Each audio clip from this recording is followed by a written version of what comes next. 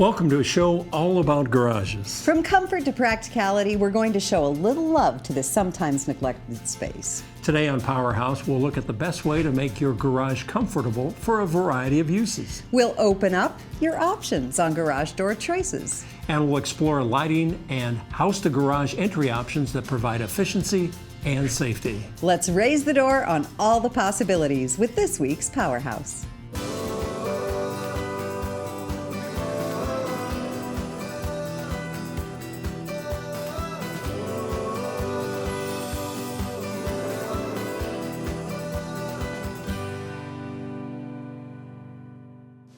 When we own our home, we want to utilize all the space possible, and that's especially true here in the garage.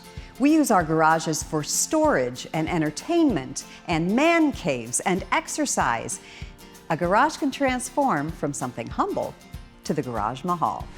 The best way to capitalize on all this space is to make sure that the air is comfortable and energy friendly. Here to tell us more is Mark Linz with Linz Heating and Air Conditioning. Mark, what would you say are the biggest reasons that homeowners want to heat and cool their garages like this? We are seeing homeowners today use their garages as workshops, fitness areas, additional storage space that they want to have heated and cooled. So what kind of prep work does a homeowner have to do or hire someone to do before they condition the air in their garage? Obviously, you would want to make sure the insulation is adequate in both the walls of the ceiling. And in the case of a garage, you want to make sure you have good garage doors and seals on that as well. Another key component would be the electrical service coming into the house. You would want to verify that that will handle the additional load of adding a heat pump to the house. This is not a unit that uses gas, it's strictly electric. So that obviously is a key component to the installation. Now, I think the solution that we're going to talk about today is called a mini split, right? Can you explain to us what that is and why it's such a good fit for garages?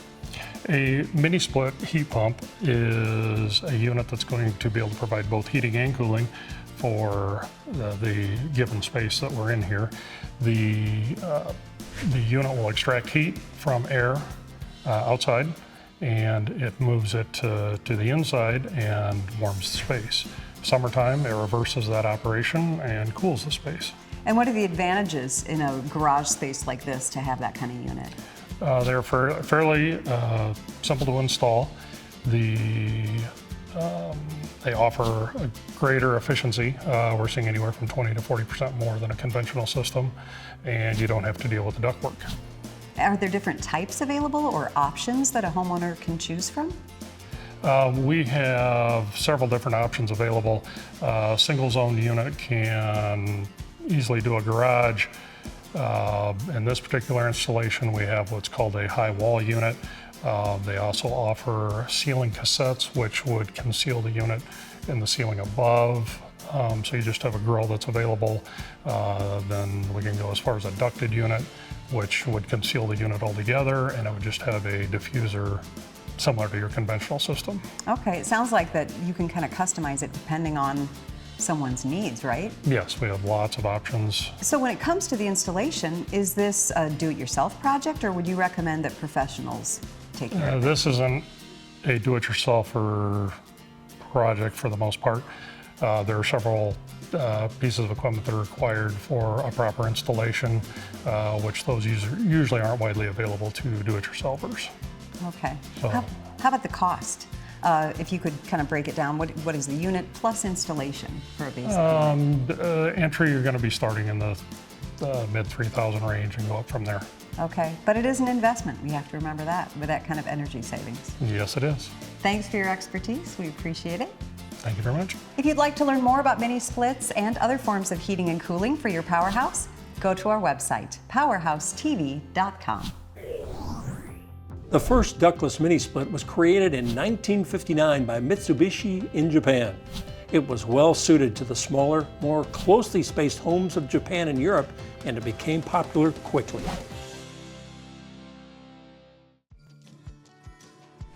If your garage space doesn't have a well-insulated, snug-fitting garage door, your efforts to heat and cool will be less than successful. It can also have an impact upon the temperature of adjacent spaces and make it difficult to heat or cool. Joining us now is Scott Wennemark from Overhead Door Company of Cedar Rapids in Iowa City to talk about making the best choices when selecting a garage door. Scott, thanks for joining us. Talk about the best reasons for selecting a energy efficient garage door. Your heating and cooling is in the garage or outside. You're trying to keep the cold out and basically keep your garage door or your garage warm through the winter months. It's easier on your car and all your equipment in there. What are some of the things that you look at that we look at on the garage door here? Well, your seals here, your seals on the side and on the bottom across the top are very crucial, right? So you need to update them and keep them new whenever they get cracked or torn or an animal chews on them. Okay. What about insulation? How does that play in terms? You have 3 different insulations. You've got basically you've got a polystyrene, which is styrofoam. Doesn't always fill all the gaps, so you lose some of your insulation around that edge. And then you kind of jump to a R12.76 R13 door, which is filled. So it fills all. It's hot, mold injected, so you have no air gaps basically. It's stuck to the steel, and then it jumps to a 2-inch thick polyurethane. So again, hot, mold injected, stuck to the steel front, steel back. And we can look at that, Scott, and we can see, I mean, that's very tightly sealed. No air is getting through that, right? And that's what we're looking for. Yeah. With garage doors, I know also what you have 2 rating systems. You mentioned the R value, which we're familiar with. Talk to us about that. You have a U value also, which is the heat transfer through the panel. And then you have the R value, which is the styrofoam or the urethane that fills the void. As you look at a garage door, I imagine that R value can go from as small as an R4, or are you going up to what? They start non-insulated where you don't have anything, okay, and go all the way to a R30, 28 or R32. Okay, so insulation can play a big factor in that. I'm also looking here at a couple. What about windows? Windows you have an 1/8-inch window that's non-insulated, which is non-insulated, or it goes clear to 1/2 inch, which has a gas and 2 panes, basically, and the gas trapped in the middle. Aesthetics, as we look at it, many choices, Scott? So you got a courtyard style here. You know, it looks like a barn door, and it will give you, you have all kinds of options to match any kind of barn style look or updated house, and then, you have a true wood door here, which has maintenance. You got maintenance. You got to stain them every 3 to 5 years, depending on what stain you're using, because they deteriorate, okay, just like wood. But give us some options, and I know there's some more that we can take a look at. Yeah.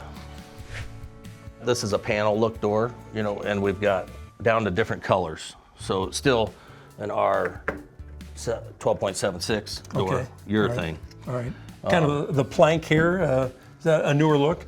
Yes, it's relatively new. Hardware? Hardware, we've got some magnetic hardware.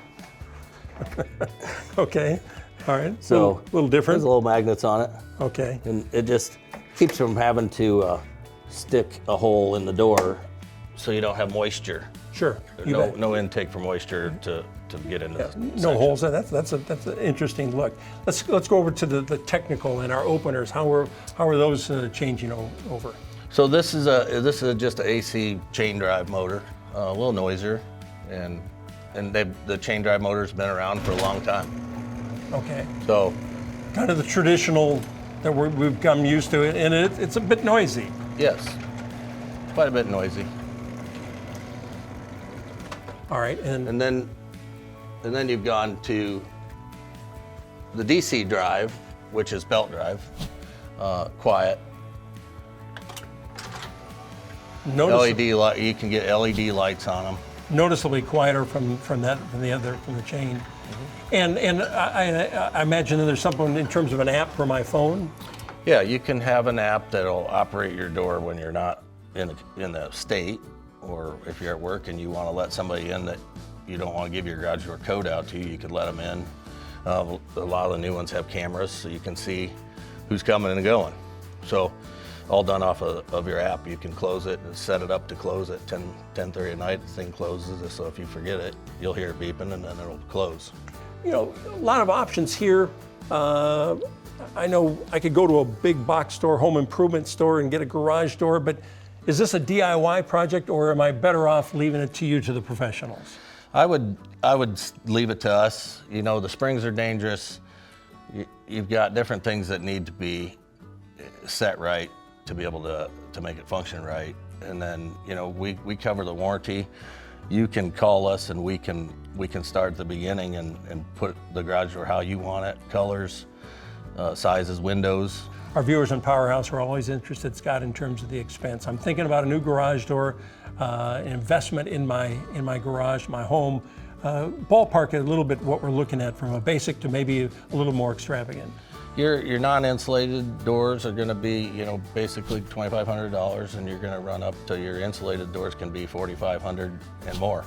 Scott, you've given us a lot of great information and some options in terms of thinking about a new garage door for our house. Thank you very much. And if you'd like even more information about making your garage more energy efficient, visit PowerHouseTV.com or AlliantEnergy.com.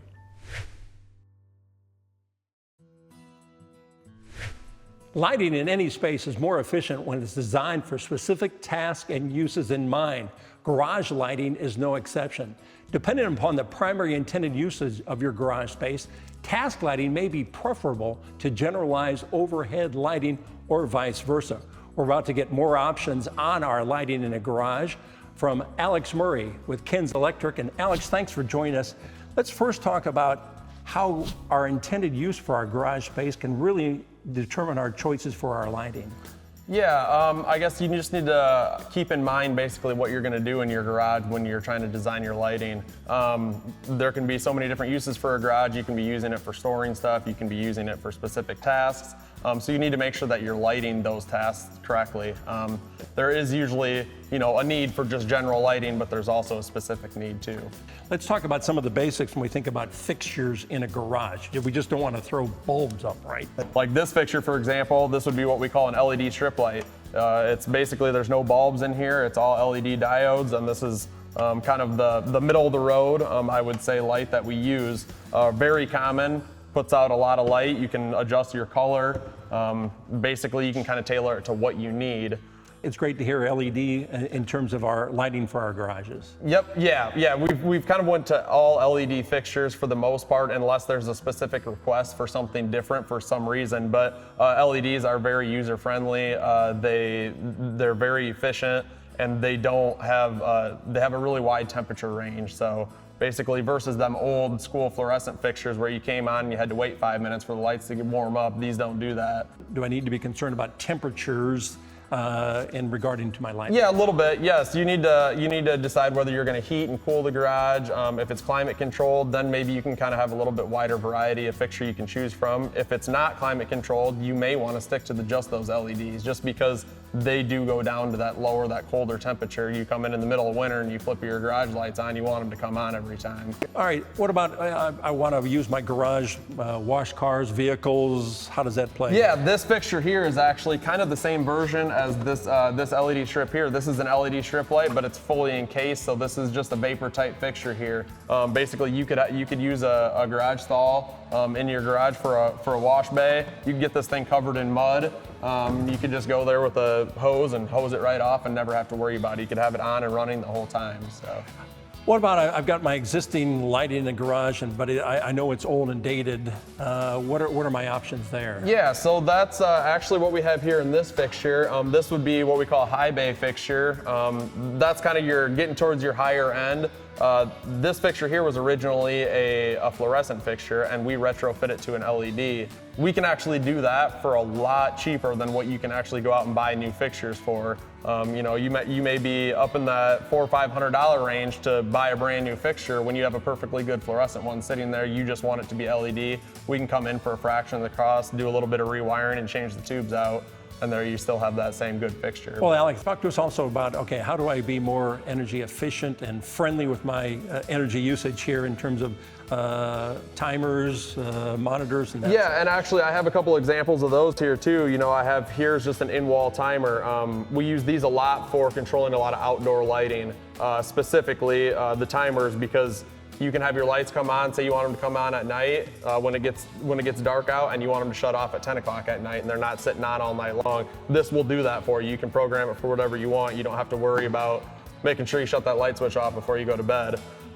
We also have another option, it'd just be a photo sensor. All this does is it just cares about when it's dark outside, it turns those lights on. They're on all night long until it gets light in the morning. Once again, you don't have to forget to shut them off during the day.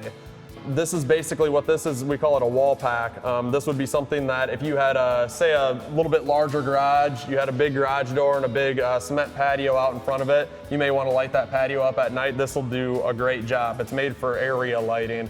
Not so much accent lighting, but more just lighting up a large space. And that can be controlled by any of those controls that I talked about before. There is other options, you know, on outdoor lighting. You know, you can have a lot of times you see garages that have, you know, a lot of accent lighting. You know, they're lighting it up just to make it look nice, and that's great. But you need to decide how you're going to control that lighting. You need to make sure that it's getting turned off during the day to be energy efficient.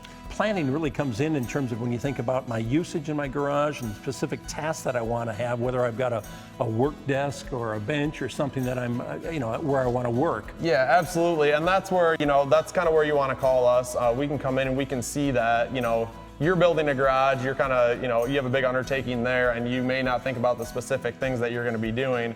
Where we come in and we're pretty used to, you know, seeing different layouts, different things that people do.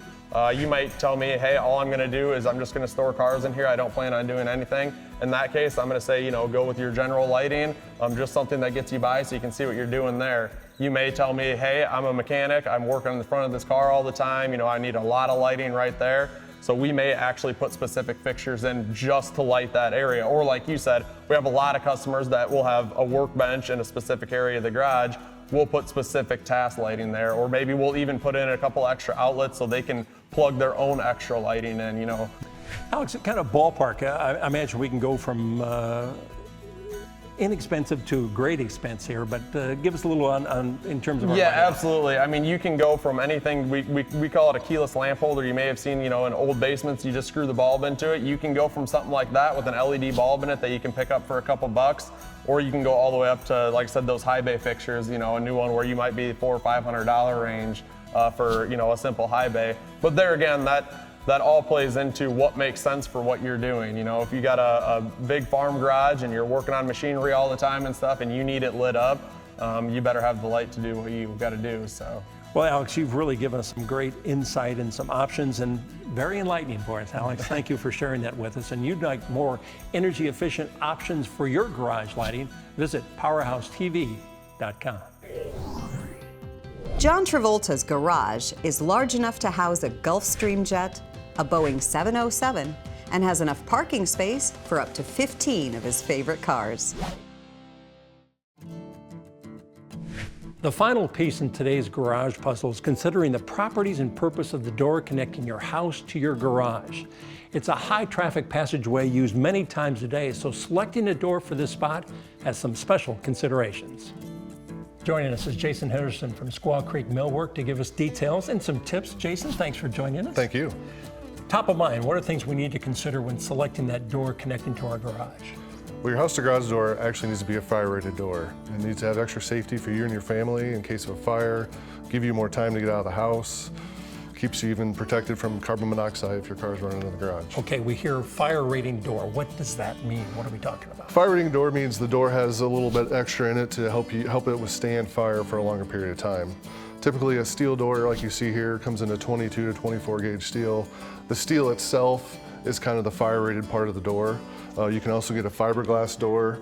Those are usually filled with a different substance, sometimes even concrete, to give them that fire rating. And then we can even get a fire rated wood door that would be made with special wood, laminated up special, so it can achieve a fire rating. Okay, we're looking at two doors here. Talk to us about what we're seeing. Well, here we're seeing two steel doors, traditionally what we use most of the time when we're doing a house to garage door. Traditionally, there's a raised panel door. Now we can get in a flat panel door, which is a very popular style right now. People like to match the interior doors to their exterior doors, so we can achieve that a lot more now. What else do as I come in and talk to you about this important door, what else do I need to consider? Usually you need to consider a double bore, so you can have that safety of a deadbolt on your door to lock it. A house to garage door typically comes with a couple spring hinges, which have little springs in them, so the door closes behind you after you walk through it. So that helps you get that safety of the fire-rated door. Okay, how about the seals around the door? Consider that's an important aspect as well? The seal around the frame is an important aspect, and every door that has a seal on it, most all the seals are fire-rated. Our viewers in PowerHouse are always very interested. Okay, I need that new connecting door to my garage. Ballpark expenses from, I imagine minimal, but on a... Well, anywhere from $400 to $600 for a steel door in a frame. You jump up to probably $1,200, $1,500 for a fire-rated fiberglass door. And then besides that, we can do about anything you want. When it comes to a wood door, we can do about anything. Okay. Well, obviously, it's an important door for safety. Also, it's an energy-saving component. Jason, you've given us a lot of great information on that. Thank you for sharing that with us. And if you'd like more details about windows and doors for your PowerHouse, they can be found at PowerHouseTV.com and AlliantEnergy.com. You know, Megan, it's almost like we added extra space to your home with this week's PowerHouse. I know, it was. And we created comfort in a garage with a mini split unit. We kept that comfort from escaping with an efficient garage door. We turned dim corners into functional spaces with good lighting choices. And we ensured energy savings and safety with a solid connecting door. Garages can be great. We can't wait to hear how you make the most of this space in your PowerHouse.